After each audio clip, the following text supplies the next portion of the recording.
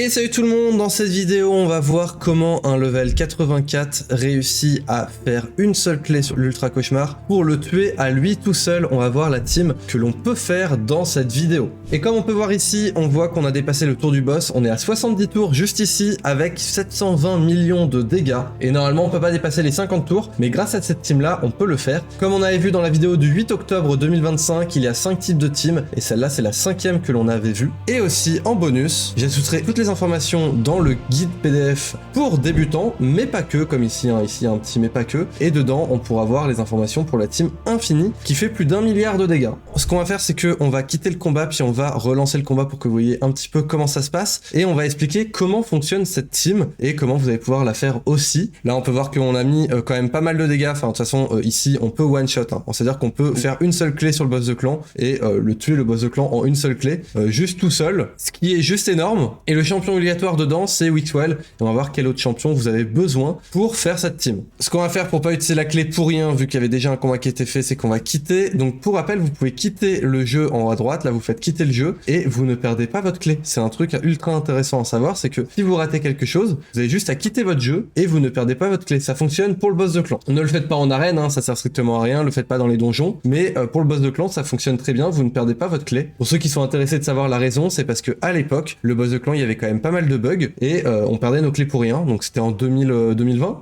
on perdait nos clés pour rien et on avait demandé à ce que les clés, si on se déconnecte, on perde pas la clé parce qu'il y avait beaucoup trop de bugs, les combats ils duraient trop longtemps et le jeu pouvait bugger et on perdait des clés pour rien. Et donc Plarium avait changé ça, donc avait écouté la communauté et on pouvait jouer comme on voulait, on pouvait quitter maintenant, on peut quitter comme on veut et ça c'est vraiment très bien. Donc là on n'a pas perdu notre clé. Comme on peut voir ici, Johan a fait 1,5 million de dégâts grâce à cette team là. Je vais relancer le combat ici en automatique et on va voir ce que ça fait. Pour les champions obligatoires dans cette team, il y a Wixwell et ensuite il faut minimum 2 champions qui augmentent la durée des buffs. Donc ici bien sûr on a Dame Kimage qui le fait avec son A2, réduit d'un tour la durée de tous les buffs ennemis et de tous les debuffs des alliés, augmente ensuite d'un tour la durée de tous les debuffs des ennemis et de tous les buffs des alliés. Ça permet d'augmenter la durée, donc ça fait déjà un champion que l'on peut obtenir gratuitement pour ceux qui ont les champions dans les éclats, hein. C'est-à-dire que c'est gratuitement mais il faut avoir certains champions, donc c'est grâce à des éclats. Et ici on a aussi Demita qui permet de le faire, qui augmente d'un tour la durée de tous les buffs des alliés, puis réduit d'un tour la durée des buffs des alliés. Donc voilà, ça permet aussi ici d'augmenter la durée des debuffs. Elle met un petit blocage des dégâts, un soin continu.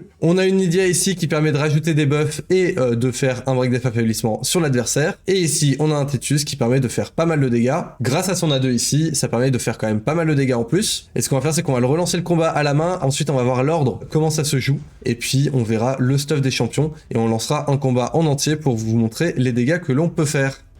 Donc ici la Dame Kimage elle joue directement, ici on fait tous les dégâts, la Demita fait son blocage de dégâts. Et là le début, faut juste faire attention à ne pas perdre son bouclier. Là vraiment le tout début du jeu, c'est surtout ça le plus important, c'est de faire gaffe de ne pas perdre son bouclier.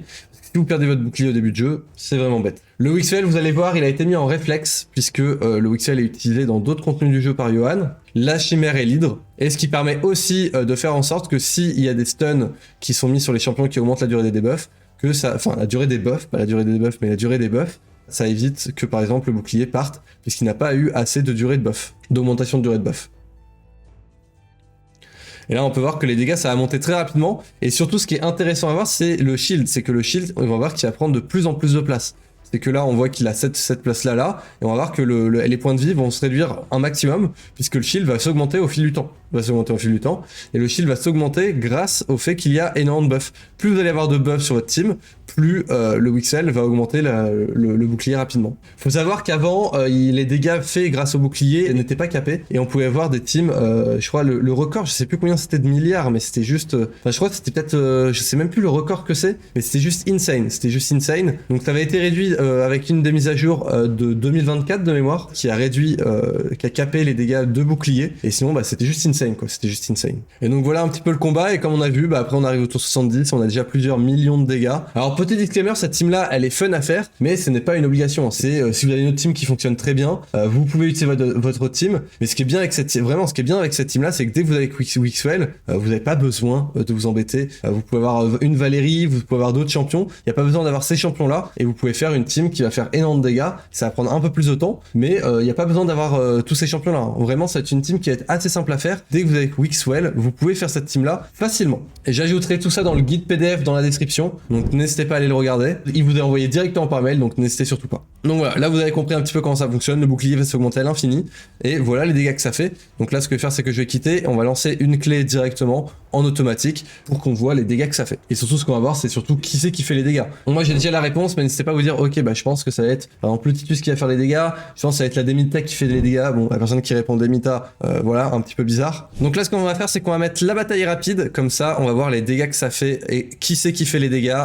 Hop, donc 1,59 milliard de dégâts, et voici les dégâts qui ont été faits, et on peut voir que celui qui fait le plus de dégâts, bon, de toute façon, ceux qui connaissent bien le champion le savaient, c'est Titus. Pourquoi c'est Titus? Parce que c'est lui qui fait les dégâts en fonction du bouclier. Et là, il fait 1,58 milliard de dégâts.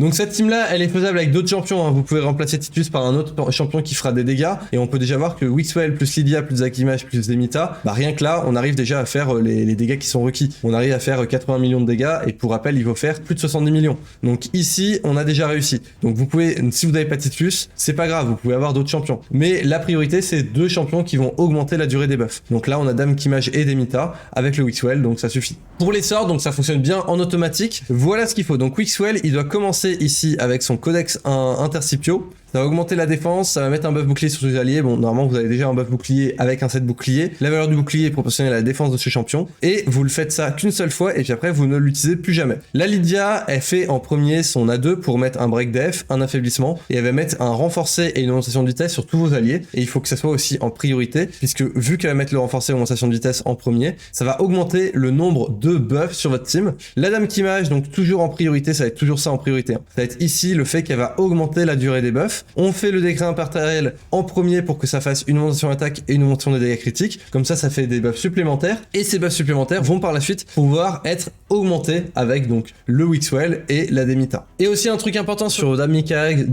comme certains disent, le métamorphe, bien sûr, on le bloque. On ne veut pas qu'il y ait de métamorphe. Pourquoi on ne veut pas de métamorphe? Parce que ici, les sorts, on s'en fiche. Et aussi le fait que ça va lui donner un temps supplémentaire, ça va réduire ses buffs. Et si on réduit ses buffs, qu'on n'augmente pas la durée des buffs, la team va être totalement stoppée. Donc ça, ultra important. Le métamorphe, vous le bloquez absolument. La Demita ici qui est mis en automatique, et le Titus qui commence par son A2 et qui fera tout le temps son A2 en priorité, puisque son A3 ici, on ne veut pas qu'il l'utilise. Alors en soi, pourquoi on veut pas qu'il utilise son A3? C'est à cause de la protection d'alliés, parce que s'il y a une protection d'alliés, lui va prendre des dégâts, et donc vu qu'il va prendre des dégâts, ça va réduire son shield, et si on réduit son shield, il va faire moins de dégâts. Donc c'est un risque en plus de mettre la protection d'alliés. En plus, l'augmentation d'attaque et l'augmentation de vitesse, on les a déjà actuellement avec les autres champions, et en plus ça remplit le compteur de tour de l'allié ciblé, et si on réduit le compteur de tour de l'allié ciblé et que on réduit son nombre de buffs boucliers, si par exemple ça tombe je sais pas moi sur la Lydia et qu'on réduit son buff bouclier ou autre, ça peut être un danger. Pour le stuff, on va aller voir directement le stuff des champions, donc Dame Mikage ou Mikage. Donc ici elle a 324 de vitesse, ça va être elle qui va jouer en premier dans sa team. On a ensuite le Wixwell ici qui est à 264 de vitesse et qui est mis en stuff réflexe puisqu'il l'utilise dans d'autres contenus du jeu, et en plus le stuff réflexe dessus, ça permet de pouvoir aussi augmenter la durée des buffs. Voilà, avec son A2 ça permet aussi d'augmenter la durée des buffs, et si il augmente la durée des buffs, ça permet d'éviter que par exemple si quelqu'un se prenne le stun ou autre, ça puisse bloquer. Il a mis une petite défense impeccable ici en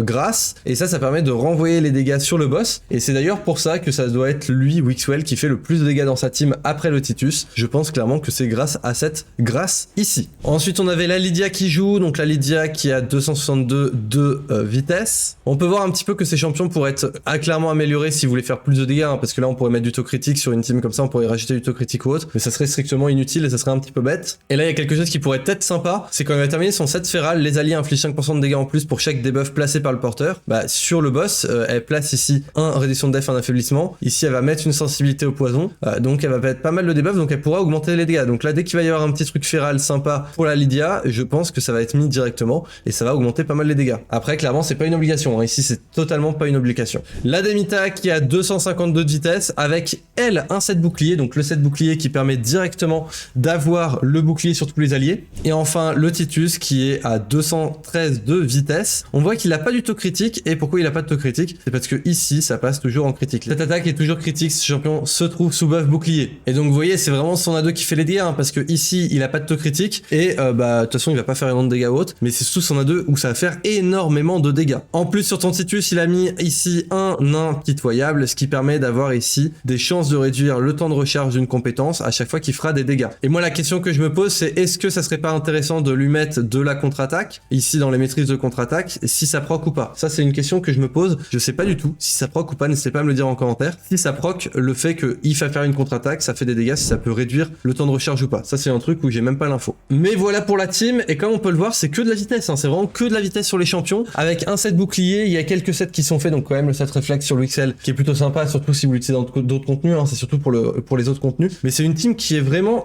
assez simple à faire en soi. C'est juste qu'il faut les champions, et ensuite, quelqu'un qui a les champions, il peut la faire dans le guide PF, et je rajouterai des champions qui sont beaucoup plus free-to-play, comme par exemple Valérie, puisque on va pas se le cacher que Dame Mikag, elle est assez galère à obtenir. Moi par exemple, il me manquait un champion pour l'obtenir, donc ceux qui ouvrent et qui n'ont pas beaucoup de chance, ça peut mettre beaucoup de temps avant de l'obtenir. Si ce genre de vidéo vous a plu, n'hésitez pas à mettre un petit like, et n'hésitez pas à regarder la vidéo qui est sortie le 8 octobre, où j'explique les 5 teams qui existent, et celle-là c'était la dernière team qui existe, mais n'hésitez pas à regarder les 5 autres teams qui existent. Je vous mets la vidéo juste ici parce que c'est le contenu le plus intéressant et le plus important de Raid to Legends, et on se retrouve pour d'autres vidéos. Allez, ciao tout le monde!